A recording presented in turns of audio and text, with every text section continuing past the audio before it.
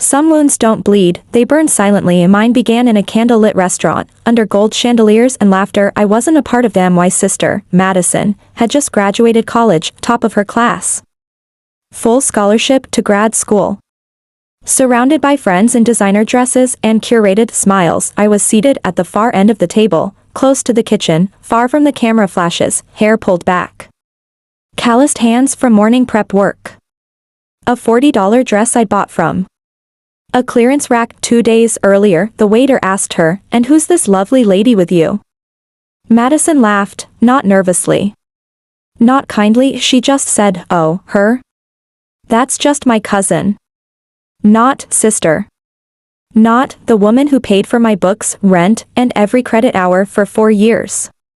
Just cousin, like I was a footnote in her origin story." And the worst part, I smiled, because that's what I had trained myself to do, even while breaking. My name is Ava Daniels, and I once gave up my future so my sister could have hers. We were raised by a single mom who worked 2 jobs and still came home smiling. But when mom got sick, stage 4 ovarian cancer, it all collapsed. Madison was just 15. I had just turned 21. The social worker said something I still remember word for word: "You can either keep both of you afloat, or watch her drown in the system." So I dropped out of college, started working back-to-back shifts at a diner and a cleaning service, took over mom's rent, paid Madison's school fees, learned how to forge strength out of black coffee and low sleep. When mom passed, I didn't cry at the funeral. I stood beside Madison while she wept, held her hand, let her press her head into my shoulder while everyone whispered about how brave she was. And no one asked how I was. I wasn't the one in school, I wasn't the one with a diploma coming, I was the older one. The steady one, the responsible one, the one who never needed a hug, only to give them. I remember the day she got into Brookshire University. She screamed and jumped in place, waving the email in my face. She hugged me so tight, I could feel her ribs. "Ava, you made this happen. You're the reason I got in." I laughed, cried, maybe for the first time in years. I told myself, it's worth it. It's all worth it, even when the bills started adding up, even when I missed birthdays with friends, date nights, job interviews, even when I started saying, "I'm just tired," instead of admitting I was breaking, because this wasn't just for her. It was for us. Madison thrived at Brookshire. She joined debate, student council, interned at a law firm in D.C. One summer she'd call sometimes. "I'm so busy, Ava. I promise I'll call you later." She rarely did, but I still sent money every month, still picked up extra shifts, still told myself, she's just overwhelmed. She'll come back. The graduation invite came in late May. An email, group message, no direct call. I showed up anyway. Bought a dress I couldn't afford, carried a gift box with a card that read, "You did it. And I'm so proud." When I arrived at the restaurant, she didn't wave, she barely nodded, introduced me to her friends as cousin Ava, like I was a random relative who popped in for appearances. No mention of hospital nights, no mention of checkbooks or skipped meals or how I worked 70-hour weeks for her, just cousin, not a stranger with a smile she didn't owe anything to. And I just sat there, clapped when others clapped, laughed at stories I wasn't a part of, watched her cut into a $90 steak I had indirectly paid for. When dessert came, I slipped out before anyone noticed, walked back to my borrowed car, and let my heart crack open quietly. I didn't cry in the car. I sat there for 27 minutes, staring at the dashboard, listening to the rhythmic click of the hazard lights I forgot to turn off. My reflection in the rearview looked strange, like someone I'd once known but hadn't spoken to in years. Not sister, not savior, just background noise in someone else's success story. The parking meter blinked red, but I didn't move, because in that moment, it hit me. I had built a life out of giving. And no one remembered to say thank you. On the drive home, I passed the diner where I used to waitress night shifts. The "and now hiring" sign still flickered, letters half burnt. I thought about all the times I walked home after closing, feet blistered, apron stained, stomach empty, but still stopping to pick up Madison's favorite sour cream chips for her late-night study cravings. She never knew that was the only thing I ate for dinner some nights. She never asked. People always said I was the strong one. Even when I showed up to mom's chemo appointments alone, taking notes the doctors barely explained, even when I stitched together FAFSA forms with fake optimism, trying to get Madison through semester after semester, even when I used my tax refund to pay for her textbooks instead of fixing my broken glasses, Ava always has it together. She's so selfless. She's more of a mother than a sister. They said those things like compliments, but they never followed up with action, never offered help, never said, "Are you okay?" Because I was the one who held the boat steady, and people forget the boat until it starts to sink. I got home that night and sat on the floor of my studio apartment, the same floor I'd cleaned 5 times the week Madison turned 18 and came to stay for the summer, when she said she needed a reset. And I canceled my only vacation to make room for her, the same floor she hadn't stepped foot on since sophomore year. I pulled out an old shoebox from under my bed, one I hadn't touched in years, inside every receipt from her tuition payments, photocopies of rent checks, a birthday card from her freshman year. Ava, I don't know what I'd do without you. Thank you for believing in me. I ran my fingers over the handwriting. It was messy, unapologetic, still full of warmth. Where had that Madison gone? The next morning, I called out of work, first time in 3 years. My manager, Louise, said, "Are you sick?" "No," I replied. "I'm just tired." Not sleepy, not sore, soul tired, the kind of exhaustion that piles up when you've been carrying everyone else's future while forgetting you had one of your own. Later that day, a message pinged on my phone. And Madison, thanks for coming last night. Hope you got home safe. Sorry it was hectic. That was it. No apology and no acknowledgement, not even a "I glad you were there." I didn't reply, because I didn't know how to say, "I gave you everything, and all I asked for was to be claimed." That night, I wrote something in my journal for the first time in months. The cruelest thing you can do to someone who sacrifices for you is pretend they didn't. I stared at the sentence, let it echo, then I wrote another line. Maybe I was never embarrassing, just inconvenient to the version of her life she wanted to show off. And for the first time, I wasn't angry, I was clear. The next few days, I didn't reach out, didn't text it, didn't check her Instagram. I just sat with the silence, not as punishment, but as protection, because I had spent too long letting love mean disappearing gracefully. Now I wanted love that saw me standing there. I hadn't spoken to Madison in 10 days and no calls. No texts. Just silence, and strangely, the absence didn't ache. It settled, like still water after a storm, and no turbulence. No drama. Just clarity. I cleaned the apartment that Sunday, not out of obligation, but to reclaim space. In the corner, I found the old storage box labeled MOM. Inside were handwritten recipes, a dried-out perfume bottle, and a photo of us from 2009, Mom, me, and Madison sitting on the porch eating ice cream, our feet swinging off the edge. I was 15, Madison was 9. In the photo, she had her head against my shoulder. I was mid-laugh. Mom's eyes looked tired, but full. That was before everything shifted, before illness became routine, before I became more parent than sibling. I remember the exact moment I knew childhood was over. Mom had just gotten her diagnosis. I found her in the kitchen, crying silently at the sink, holding a dish like she'd forgotten it was in her hand. She looked at me and said, "Promise me you'll take care of your sister." I nodded, like I was signing a contract I didn't know would cost me everything. That promise had haunted me for 12 years. It followed me through every late shift, every cancelled trip, every secondhand coat I convinced myself was fine for now. I wore that oath like a badge of honor.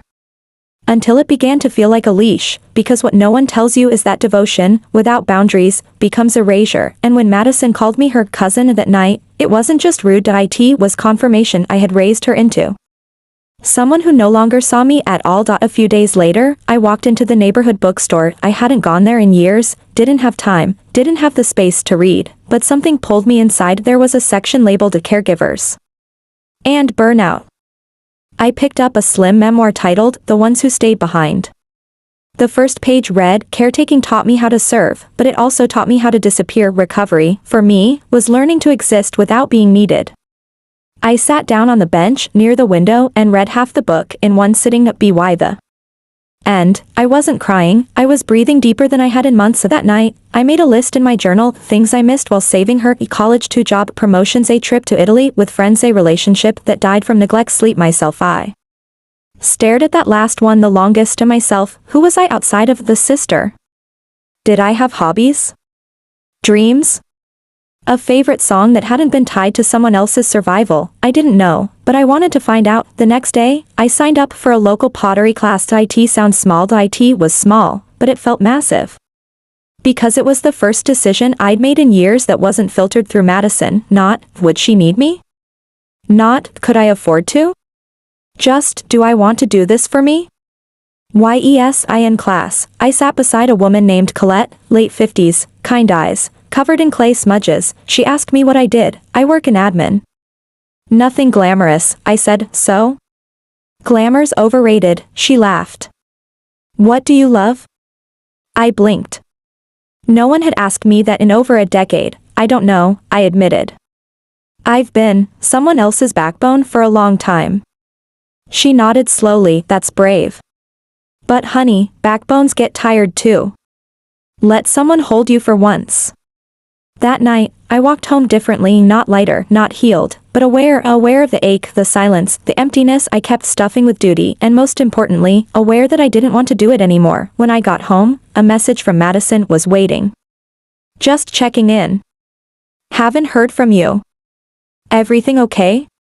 No apology and no ownership, just a subtle tap, trying to reopen a door she never realized she closed. I didn't reply. Instead, I opened my journal and wrote, for years, I thought love meant sacrifice. Now, I think it means being seen, and I'm done being invisible, even to the people I love most. I didn't respond to Madison's message for 3 more days, not out of spite, not to play games. I just didn't know what I owed her anymore. Because for 12 years, I had answered every call, every favor, every "can you help me?" without hesitation. But now I asked myself something first: what do I want? And most days lately, the answer was peace. I went back to pottery class the next week. I made a crooked little bowl, the kind you'd never sell, the kind you'd only keep if you knew what it took to shape it. When Colette saw it, she smiled. Looks like it was made with a shaky hand. It was, I said. But it's mine. And she nodded like that was more important than perfection. That weekend, I finally sat down and replied to Madison's message. I didn't edit it. I didn't soften it. I just wrote, I'm not okay. I showed up for you for over a decade, as your sister, your mother figure, your everything, and the night you graduated, you called me your cousin. You erased me. I don't need an apology right now. I need space. To remember who I am without shrinking. Then I turned off my phone for the entire evening. I made tea, read poetry, sat in silence without anyone needing me, and for the first time, the quiet didn't feel empty. It felt like mine. The next morning, I had a new email as subject. Writing opportunity, women who sacrificed. It was from a small online magazine. Apparently, one of the bookstore staff had submitted my name after hearing me share in a local reading group the night I read aloud from my journal. They asked, would you be willing to write a personal piece about your experience caring for your sibling?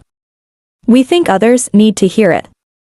At first, I hesitated. Would writing it make me seem bitter? Would Madison find it and think I was trying to ruin her? Then I remembered I wasn't writing to hurt her.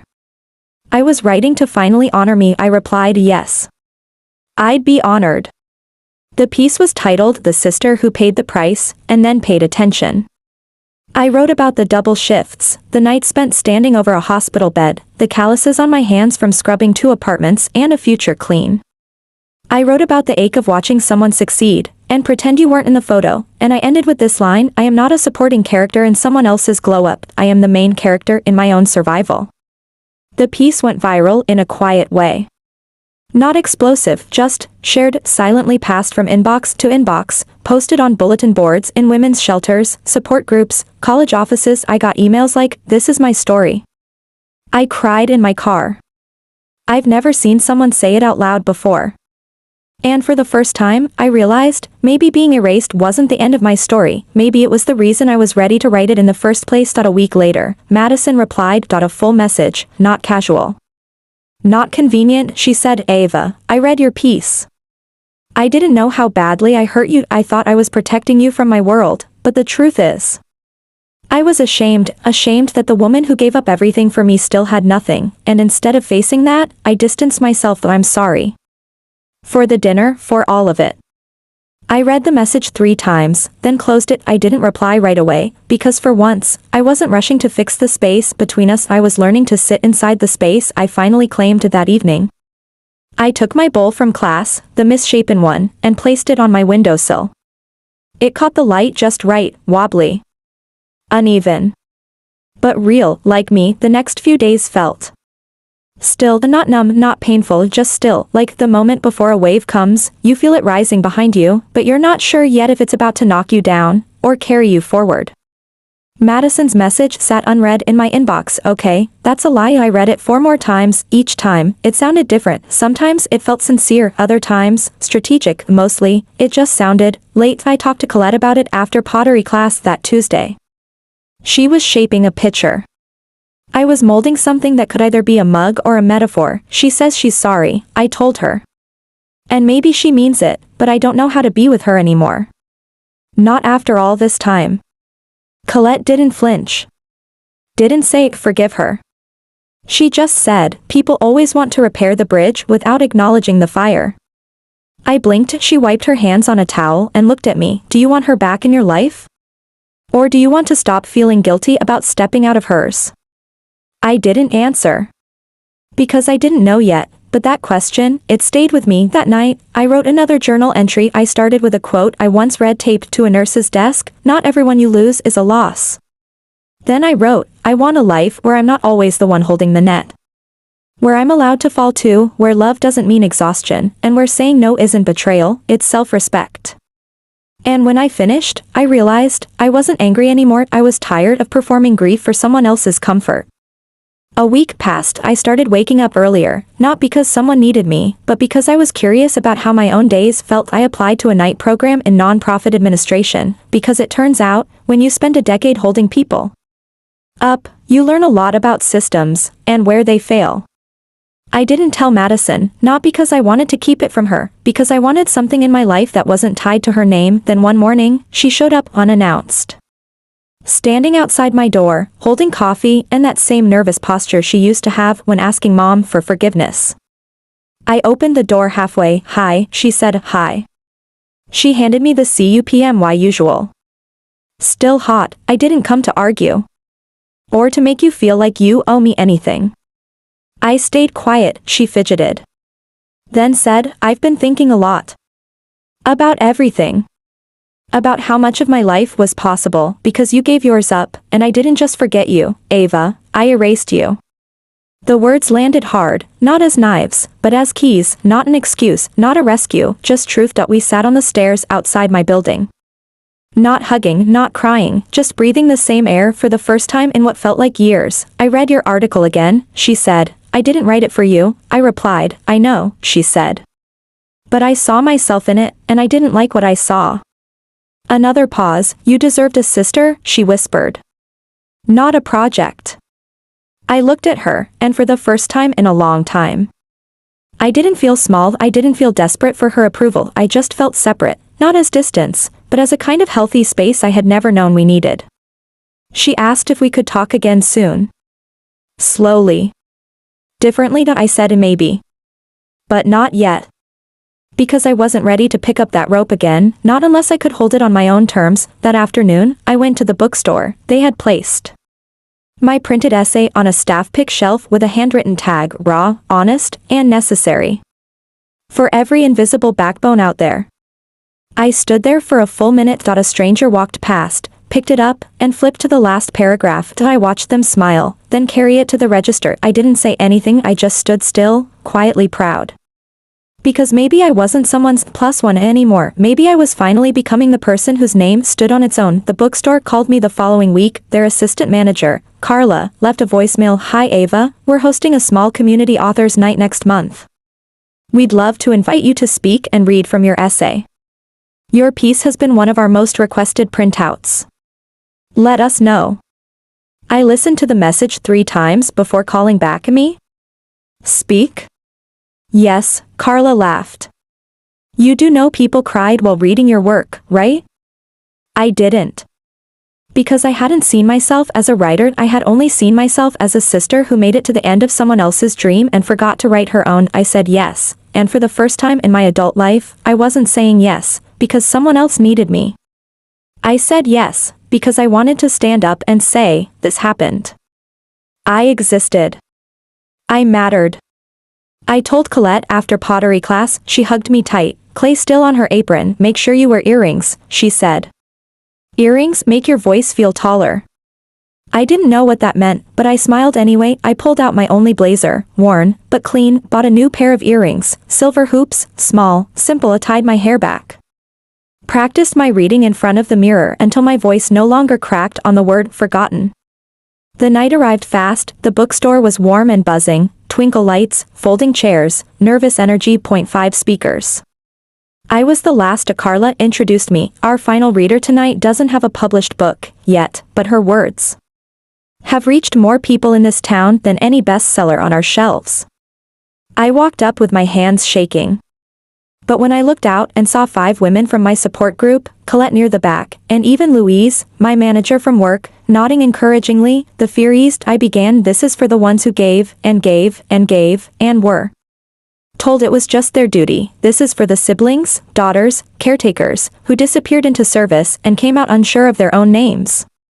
And as I spoke, I saw heads nod, hands reach for tissues, eyes widen, not because they were surprised by my words, but because someone had finally said them out loud. After the reading, people lined up to talk to me. One woman whispered, I took care of my brother for 6 years.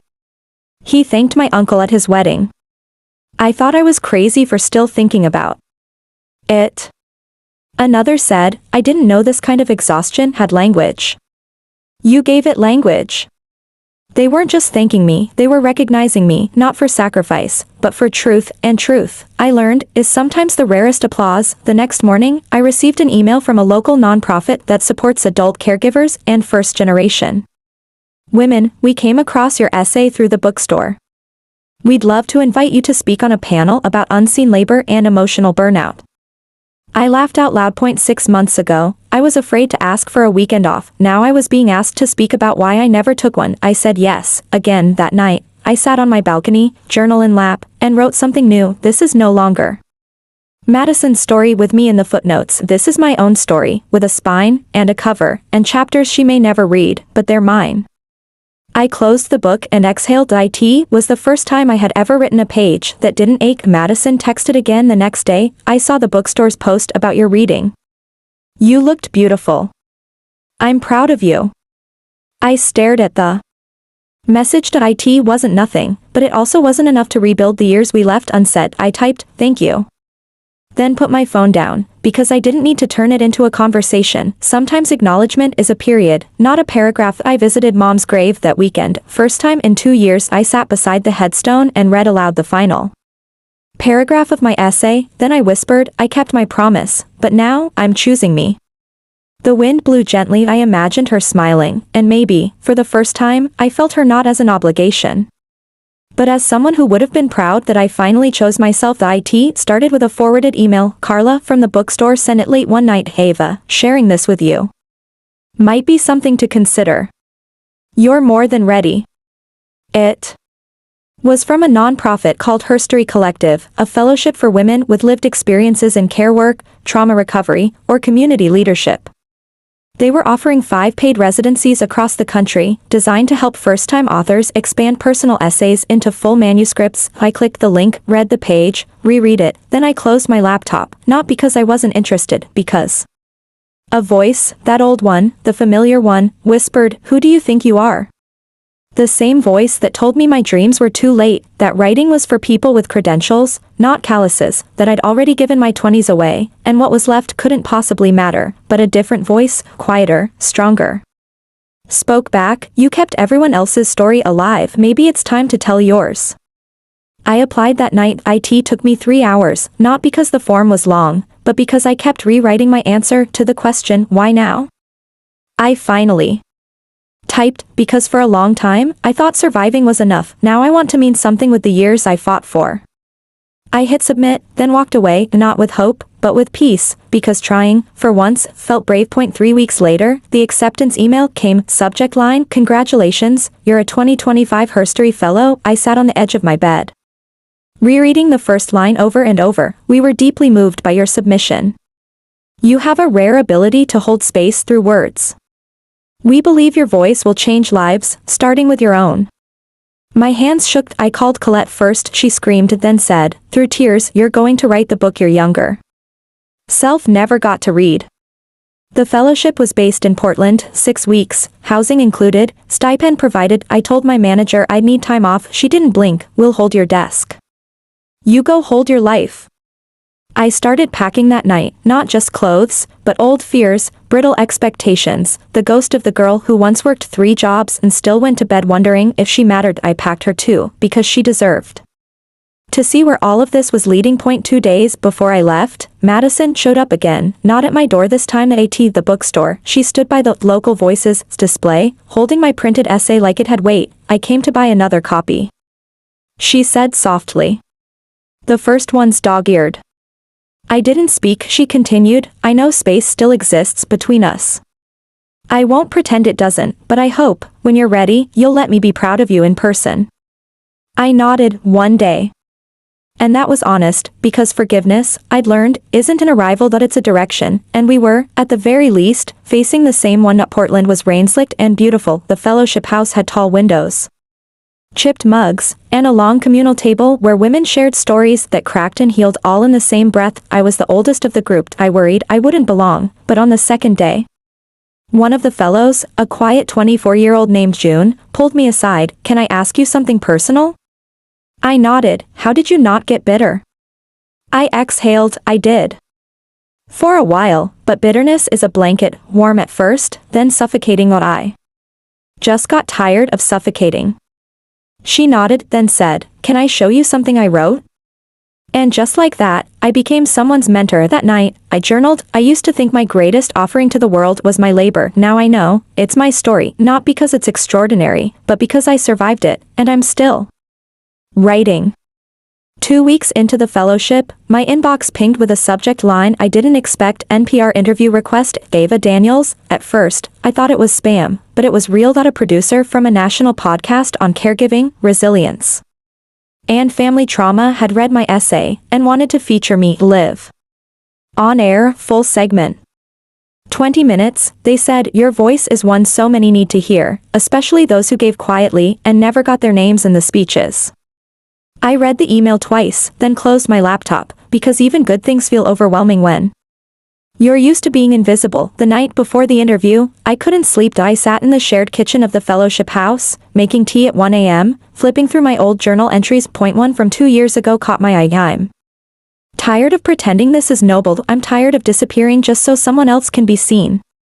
I ran my finger across the page. That girl had never imagined she'd be asked to speak on a national platform. But here she was, about to be heard. The interview was over Zoom. They mailed me a microphone, coached me on lighting, but the nerves weren't about logistics, they were about something deeper, because when you've been silent for so long, saying things out loud feels like breaking a rule you were raised to follow. The host, Laura, was warm, calm voice. Thoughtful as she started. Simple. Tell us about your essay, The Sister Who Paid the Price. What made you write it? I was tired of being quiet, I said. I needed to say that love without acknowledgement is not love, it's labor. She asked about burnout, guilt, invisible grief. Then, halfway through, came the question I hadn't prepared for. Ava, if you could go back, knowing everything now, the erasure, the pain, would you still support your sister the way you did? Silence, not because I didn't have an answer, because I knew it wouldn't be the one people expected. I took a breath, then said a yes, but not for the reason you think, not because it was easy. Not because I was applauded. I'd do it again, because I know what it's like to be the only safety net in someone's life, but if I did it again, I'd hold on to myself, too. I wouldn't trade my identity for their comfort. I wouldn't wait for them to validate my worth. Another pause. I'd still love her, I'd still help her, but this time I'd make room to love me, too. Laura was quiet, then she whispered, that's one of the most honest answers I've ever heard. The interview aired 2 days later. I didn't tell anyone ahead of time, not even Colette, not even Madison, but the messages poured in. I was on the train crying. You put into words what I've carried for 20 years. I sent this to my mom. She finally understood what I meant.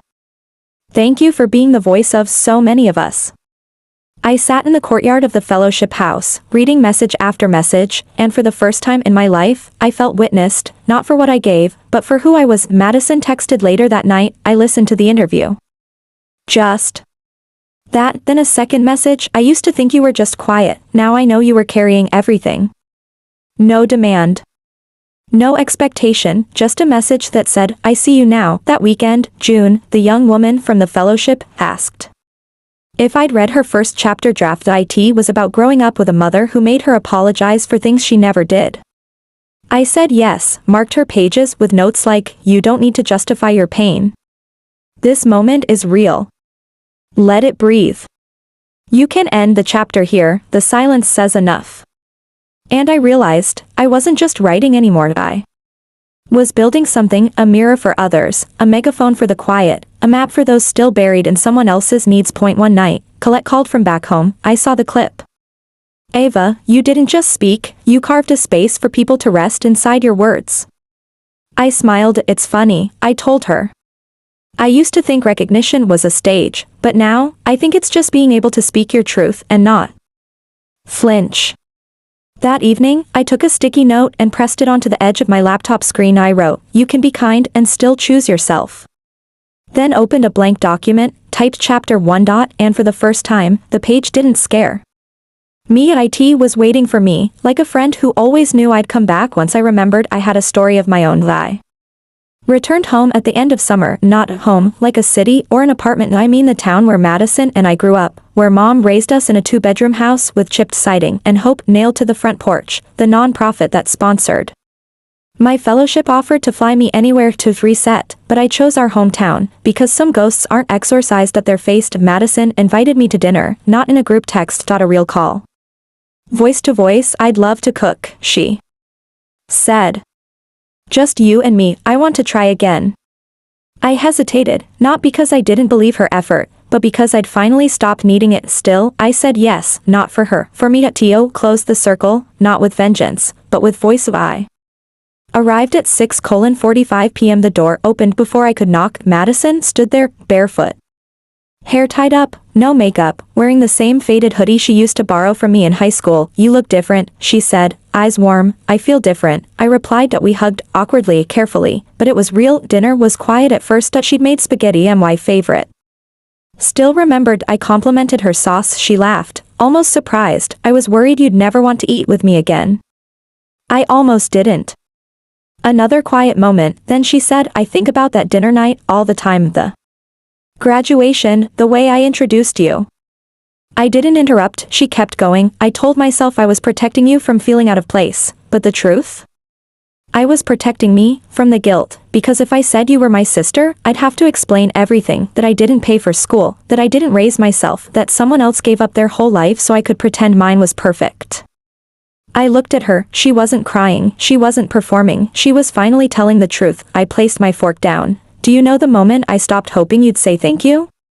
She looked up. I continued, it wasn't that night. It was the morning after, when I realized I'd stopped asking for anything years ago, and not because I didn't need, but because I thought needing made me weak. She bit her lip. Didn't speak. I leaned back. You can apologize forever, Madison, but unless you understand what it costs to be erased by the person I built everything around, it won't mean much. She nodded. I do. Or at least I'm trying to. After dinner, she brought out a small envelope. Inside, a handwritten note, for every semester, every hour, every skipped meal, every version of me that didn't see you standing behind the curtain. And at the bottom, just, you were never embarrassing, you were extraordinary. I folded the letter. Didn't cry. Instead, I said, I accept your words, but I won't carry your shame anymore. I've carried enough. She nodded again, then. Let me carry some now. It was small, but it was a beginning. Before I left, she asked, will you tell me when the book comes out?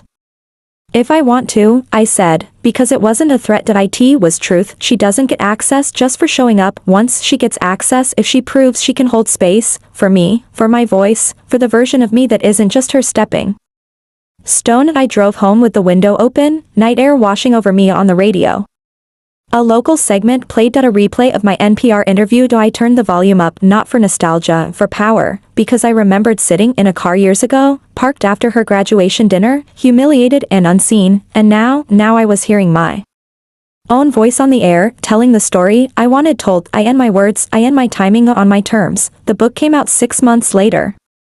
The Ones Who Serve in Silence, and my name, Ava Daniels, on the cover, in clean white font against a muted navy background, and oh, Subtitle, just a single quote from the first chapter embossed beneath, "You don't have to disappear to be loved."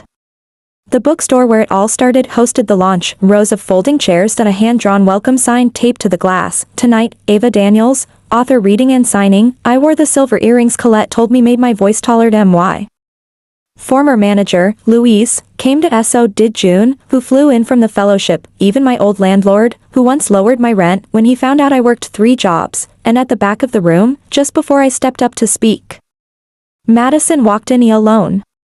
No fanfare, she sat near the exit, she didn't wave, but she was there, and for once, I wasn't waiting to be seen. I began reading, page 47, the essay that started it all. I used to think love was earned by silence, that loyalty meant never needing recognition, but I was wrong, because the people who love you don't let you disappear, they name you, they thank you, and when you've given too much, they hand some of it back.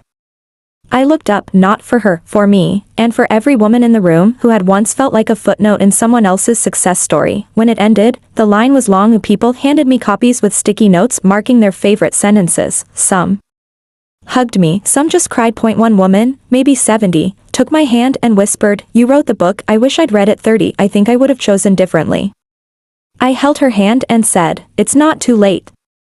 Madison waited until the end. When the crowd thinned, she approached quietly. She didn't bring a copy, she didn't ask for a signature, she just said, "Thank you for not letting me define your ending."